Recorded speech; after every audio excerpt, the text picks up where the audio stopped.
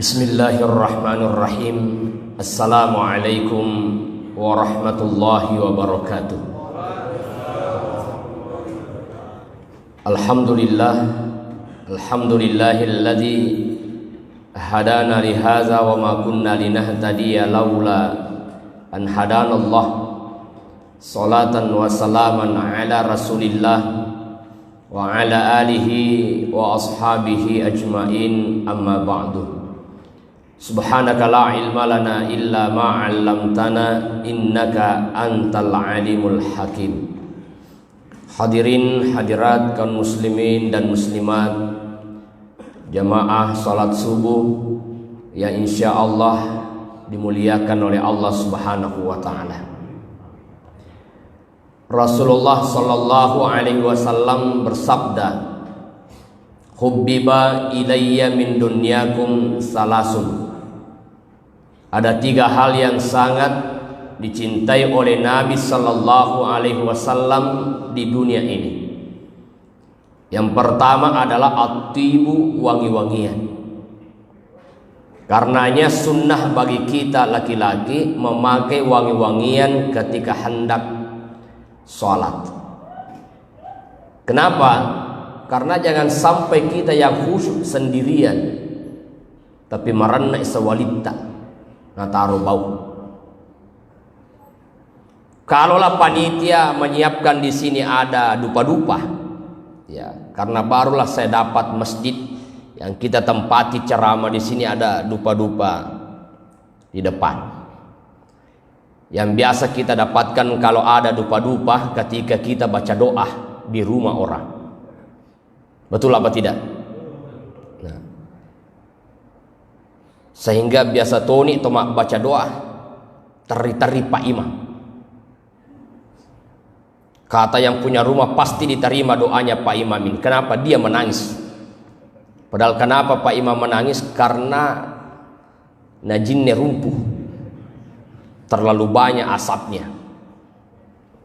Bukan asapnya yang penting tapi wanginya. Maka tujuan daripada dupa-dupa ini adalah bagaimana ada aroma wewangian. Kalau bapak ibu berangkat umrah keluar dari Masjid Nabawi, toko-toko terbuka mereka bakar kemenyan dupa-dupa supaya wangi. Bahkan suatu ketika ada pengajian di sekitar Ka'bah, itu masih di area tawaf, orang pengajian ada syekh yang membawakan pengajian. Ada dua orang yang juga bawa dupa-dupa. Untuk apa? Menimbulkan aroma wangian. Masumanga kumawangi. Nah, yetosi di makun raya bagi ibu-ibu, wangi-wanginya pakai di rumah. Untuk siapa? Untuk suami. Jangan terbalik ke pengantin terlalu wangi, tetapi di rumah taliwa kepanah. Betul apa tidak? Ya. Itu atibu wangi-wangian. Itu sunnah.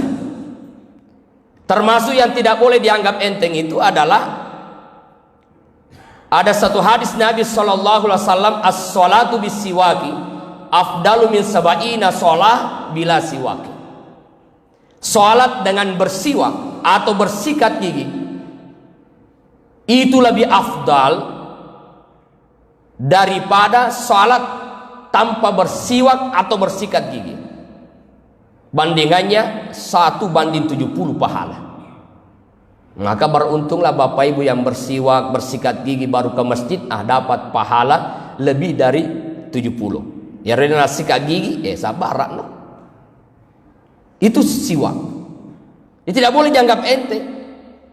Kalaulah subuh Jumat ini alhamdulillah, ya, kira-kira bapak ibu bacaan imam kita itu panjang apa tidak tadi? Masih lumayan. Oh, berarti masih mau ditingkatkan ya. Artinya kalau lebih panjang dari itu masih mampu, betul? Ceritamu. Ya, lumayan itu artinya kalau bisa Pak Ustaz, sudah lama itu. Apakah boleh dipendekkan? Ya. Yang sunnah awalnya itu adalah kata Nabi sallallahu alaihi wasallam, "Fir rakatil ula", pada rakaat pertama bacalah surah As-Sajdah. Pada rakaat kedua di subuh Jumat kata Nabi, bacalah surah Al-Insan. Jadi yang sunnah awalnya itu adalah pembacaan surah As-Sajdah dan surah Al-Insan di rakaat kedua. Hanya saja di dalam surah As-Sajdah ada ayat sajadah. Yang sunnahnya lagi adalah sujud tilawah. Ya, jadi kalaupun harus ya dikurangi, ya diambil tetap 2 surah. Tapi ada masjid karena imamnya tidak ada yang hafal Al-Insan dan As-Sajdah, terpaksa tidak ada salat subuh di masjid. Pulang mereka semua. Padahal ini sunnah. Kalau di antara jamaah kebetulan imamnya tidak hadir atau yang hafal tidak ada yang hadir, ya majulah 1 orang untuk memimpin sholat. Itu sebenarnya di belakang imam itu adalah orang yang mampu mengganti imam. Jadi di sembarang mondrina imamnya.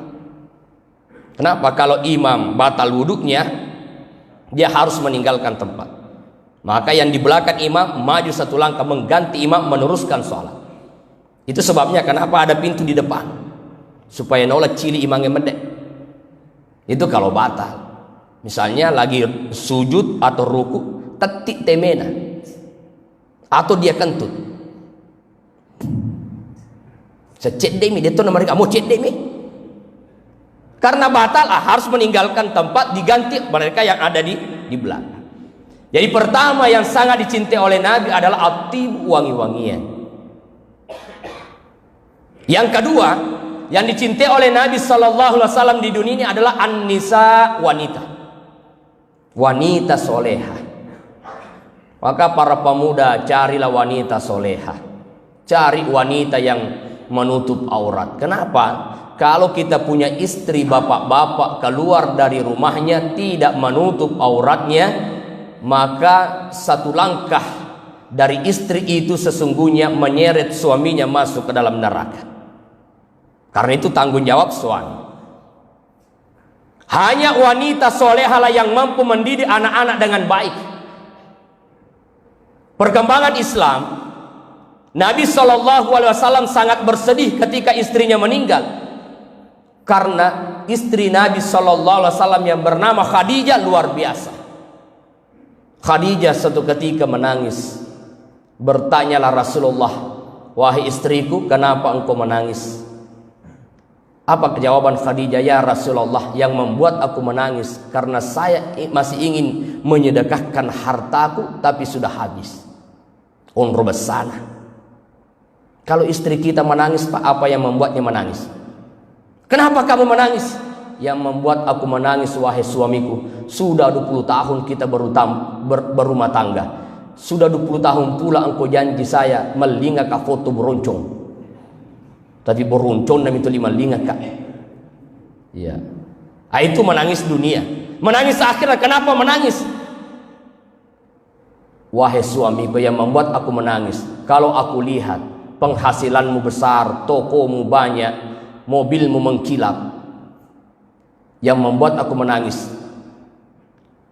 teganya hatimu, kau pergi sholat Jumat, celengan ada di depan, kau hanya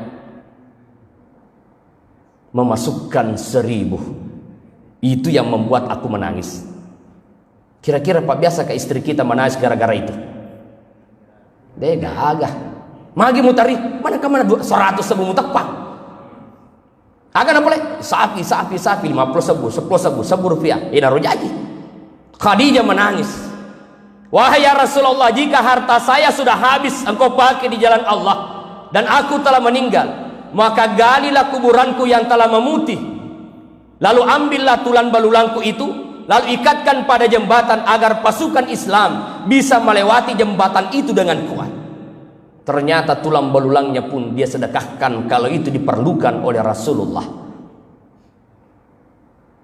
Maka pantas kalau Khadijah menangis, kalau Khadijah meninggal, Rasulullah bersedih. Kira-kira bapak-bapak kalau istrinya meninggal sedih apa tidak? Sedih apa tidak? Madodong. Iya, mestinya sedih. Sedih cedek bawang. Jangan sampai ada suami meninggal istrinya masuk kamar. Yes. Kenapa yes? Alhamdulillah, aman sudah. Ya, mati panu kue. Maka metode tu bini Muhammad. Tata. Ya. Kata istrinya, kenapa saya marahi kamu? Karena pekerjaanmu tidak ada, salat pun tidak dilakukan. Dome bamu tungka, napa di tengah manu.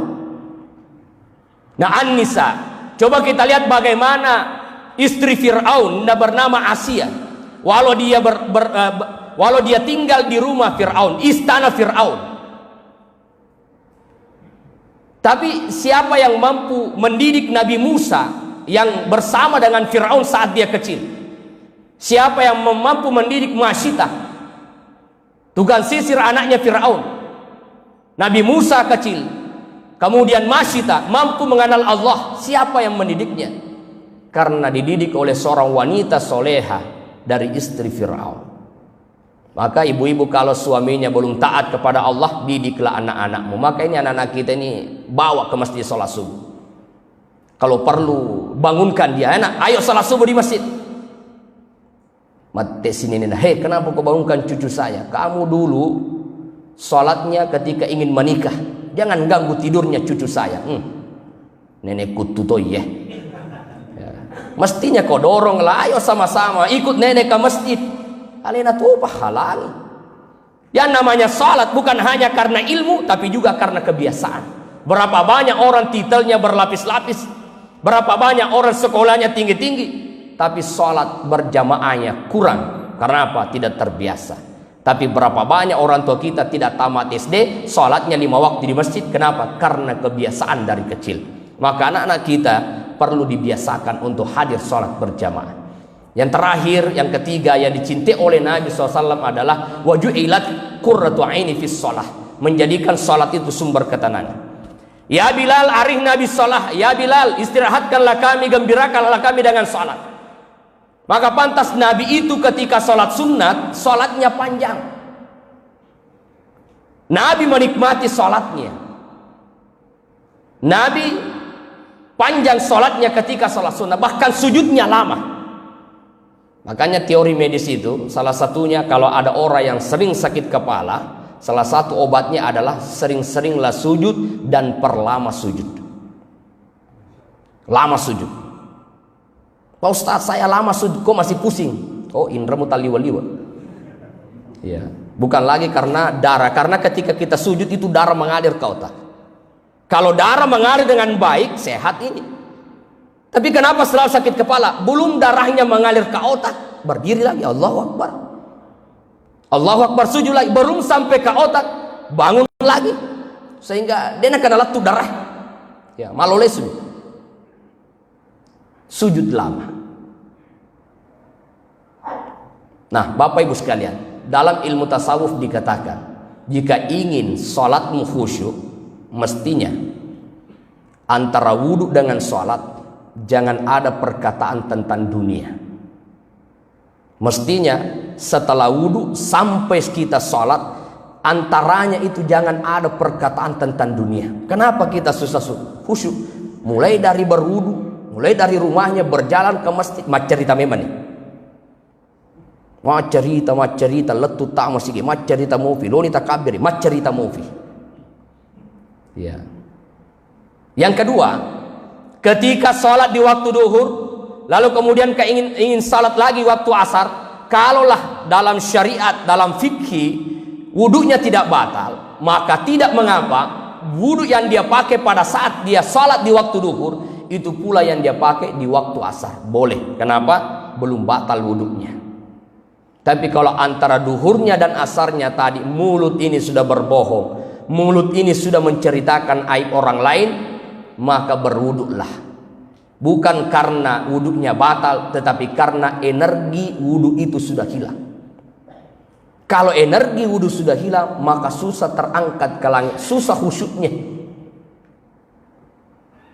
Wabillahi taufiq wassa'adah. Assalamualaikum warahmatullahi wabarakatuh.